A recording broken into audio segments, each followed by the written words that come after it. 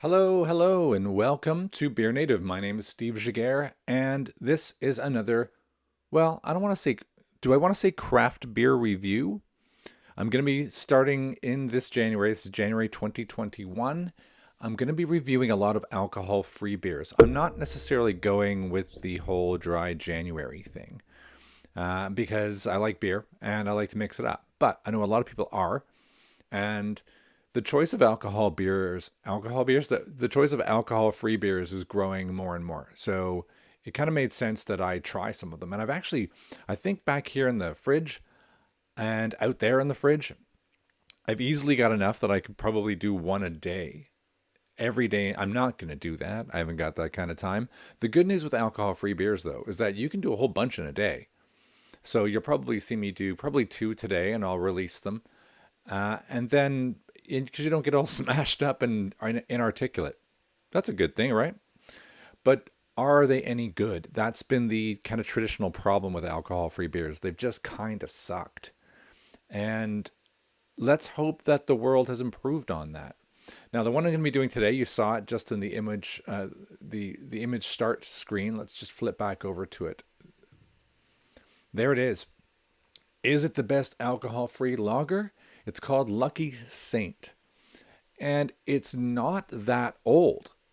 Really, like they've been around for 2012, I think. No, 2018, if I remember correctly. Let's take a look at their website. So let me just share out. Okay. So if we look at it, I'm going to look like I'm looking the wrong direction because it's over here for me and it's over there for you. Lucky Saint, our story. So this superior unfiltered lager. Is it 0.5%? So it's not totally alcohol free. And I'm always suspect when I see one that is 0.0. I'm like, what did you do? How did you pull that off? Did you really ferment at all? And they're kind of bigging it up. They don't seem to have a whole lot of variety. It seems like they're just focusing on one beer at the moment, a little bit like a flagship Budweiser. And I'm not 100% sure on their branding. In fact, they had an advertisement. I'll come back to that. That made me laugh a few months ago. I don't think they looked at it carefully before they did it. Let's take a look at their story, though. So here's this guy. What's his name? Luke Boazzi or Boaz? I don't know how to say his last name. Sorry, Luke, if you ever watch this. He is the Lucky Saint founder and blah, blah, blah, vision, progressive, impeccable, whatever, right? Who doesn't want a beer to be all of that? That's not like, that doesn't make you unique. He says that I quit, believing it was possible. I quit my job, gave up drinking for a year and went to Germany. Like, what a sacrifice he's made. Well, it sounds good, doesn't it? He studied hard. He drank a lot of alcohol-free beer. That's not terrible studying. Better than any studying I've ever done. And anyway, there's a, tale of trial and error and whatever to create the best alcohol-free beer. But that's the claim. The best alcohol-free beer. He quit his job. He went for it. It sounds like he's making big sacrifices. So, as I normally do, I looked him up on LinkedIn. So let's take a look at where he comes from. So Luke Boy is founder of Lucky Saint. So this is interesting. He's the founder of Lucky Saint. There you go. 2018, January. But he's like an investor in all these like cool little companies that blood tests, counting banks, business development. He went to Newcastle University for French. Really? Equity. He's not a poor boy. So quit his job. Did he really? Not really. He's still an investor in small companies. He's involved in oil and gas. He's got some cash, right? And he just decided that he wanted to make a brewery. So he's not a starving artist. Let's just say that. Nevertheless, doesn't make his beer bad. Let's not have too much professional jealousy for people who have enough money to start a brewery or dedicate their lives to alcohol-free beer. Let's judge them by their beer. Alrighty. Let's get back to the big screen. And let's throw the ticker down there as well, because might as well do the usual. Please subscribe if you like all this. And I'm also on Instagram and Twitter, although I don't use them as much as I should. I really should. Maybe if more people were following me, I would do that. That would be kind of cool. Let's take a look at the beer, though. Let's get it out of the fridge. It's all alcohol-free beer in there at the moment. Oh, no. No, there's an Elvis juice box in there, but it's just a box. I just got to get rid of that. All right, so there it is. I only bought one, and now I wish I bought. I always buy things in twos. Uh, a little bit of innovation here. Let's. I've got the beer cam. This whole new setup. I've tried to mimic what I was doing live on StreamYard. It gave me all sorts of features like tickers and stuff up in the corner there. And so I've done it through OBS. I've tried to recreate it because I really like the look of it, and I wasn't doing it in my recorded ones. So I've got those things now. And let's take a look at, let's see if the beer cam is on for one. There it is. And you can see this is live. I'll pop that onto the beer cam. And you can take a look at it if it focuses. It's the rotating beer cam if I can get it to come alive. Ugh. All right, maybe I can put the rotator on. Maybe that'll get its attention a bit. So the idea here, there we go. This camera really struggles to focus. Oh, there it is. It's struggling, but nevertheless, you're gonna get a good look at it. And there's 0.5%, 330, a bunch of bollocks about whatnot up there. Please recycle. Of course, it's gonna go out of focus when there. What does that say? Progressively crafted. Over 400 years of proud. He's coming over like 2 years. Brewing heritage. Okay, I guess because he went to Germany. So there you go. Lucky Saint. I gotta maybe work on how to manually focus that thing. Oh, there we go. Nice. Beer cam. Hey, first try at the beer cam. It sort of worked. But let's put it back over to me. And so there it is. The Lucky Saint beer. I think we should just try it. It says it's an unfiltered lager. What was it did say across the top? I just caught that text. Progressively crafted with over 400 years of proud brewing heritage, we leave our beer unfiltered, for maximum flavor, even without the alcohol. Okay, I'm kind of excited because it's a little hazy. I can see in the bottle because I've been manhandling it quite a bit. Let's pop it. Hope it doesn't explode. Okay. Give it a little sniff out of the bottle. It's a lager, so I'm not going to bias it because it doesn't taste fruity and hoppy and craft ale-y, right? That we're used to. A good lager. I've reviewed some pretty exceptional lagers over the past few months, so it has a lot to live up to if it's going to pretend to not be, to taste as good as a standard lager. Let's just say I'm comparing it to a high-end lager.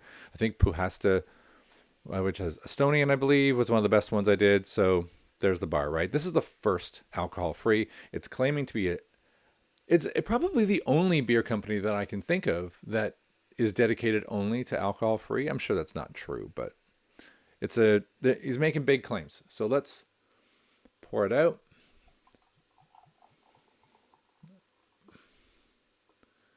Looks very nice and refreshing. I don't expect it to be anything but. I've had some, just over the years, I've had some pretty bad alcohol-free beers. And let me show this back to the beer cam, actually. So, get that light off. That light's actually kind of annoying. Because I just want to show you the beer itself. So it's pretty light, right? Nice head on it. Little hazy. But not too bad. So let's give it a little smelly. And it's lagery, but it's a bit grainy, kind of malty.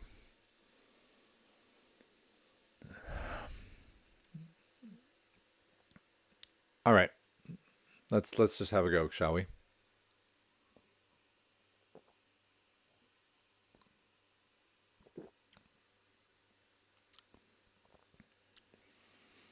Okay. I will give it to them that it's different to some of the lagers that I've had already. And I don't mean as part of this review system. This is the first one I've done. Let's give it one more shot.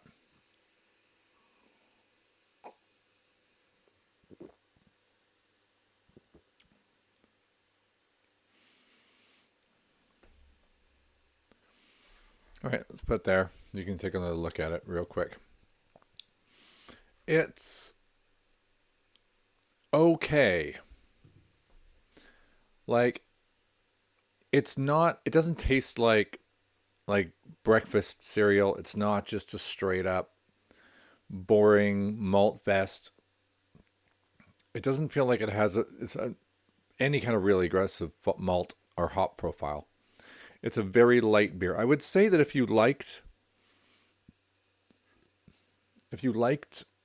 very light beers from America, like the beers, exactly the beers I don't normally drink or like the lights, whatever light, the Bud Lights, the Michelob Light, the ones that people say, oh, what does a canoe, what is having sex in a canoe and American beer have in common? They're effing close to water or whatever, like just to keep it clean for the kids.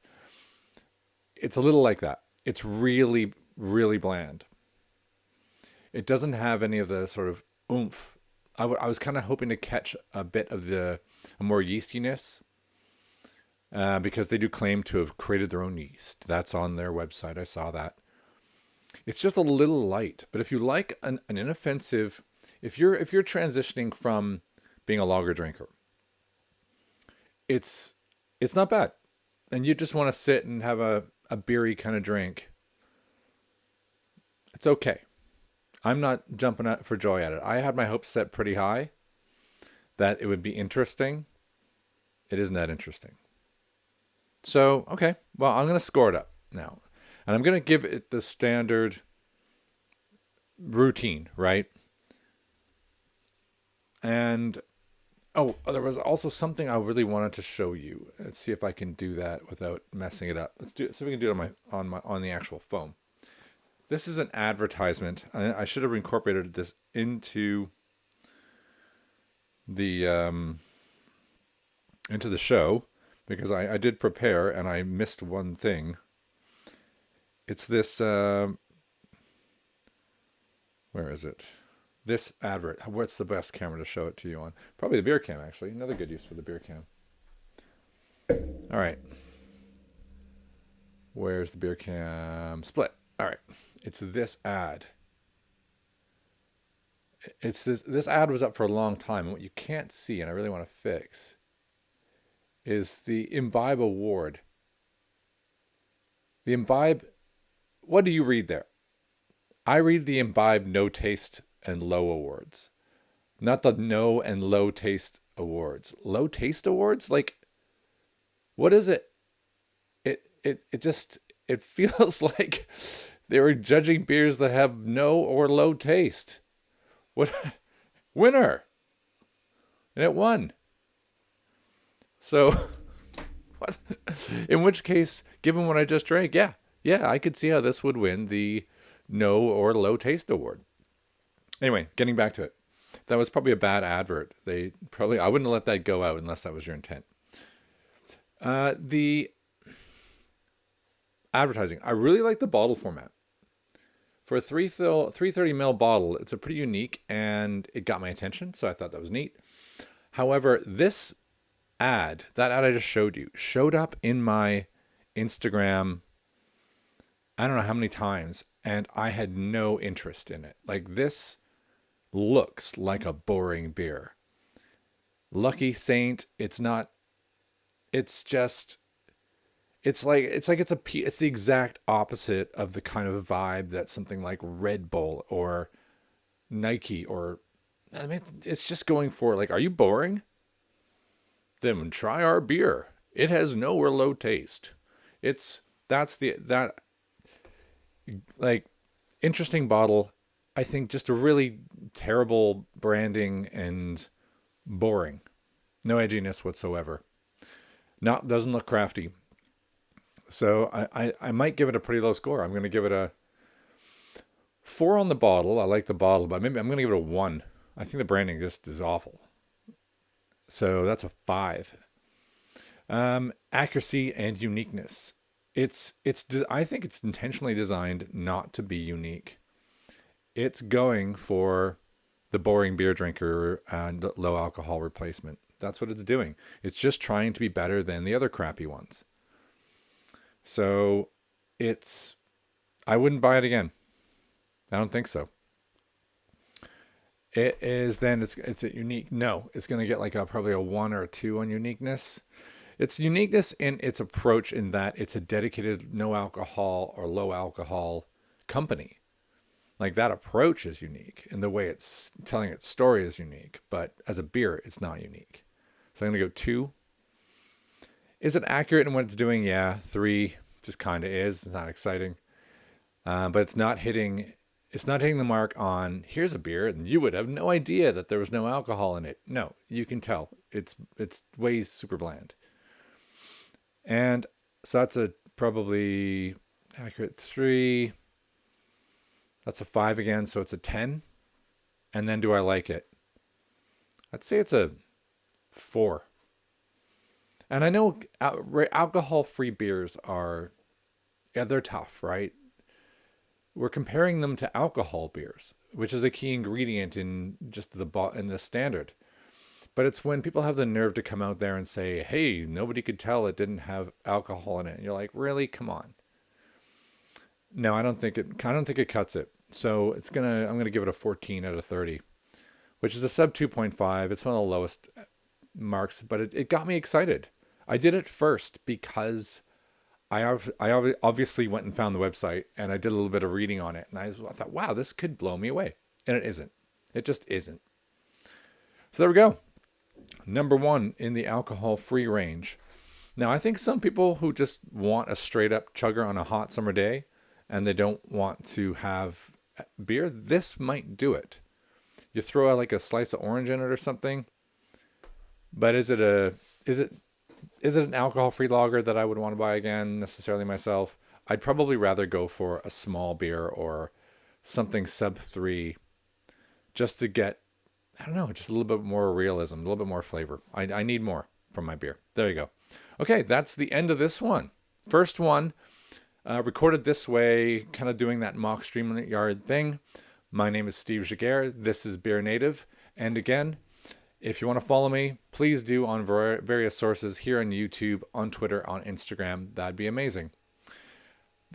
This has been Lucky Saint, 0.5% unfiltered superior lager, maybe, ish. So it claims. Thanks for watching, and Steve out.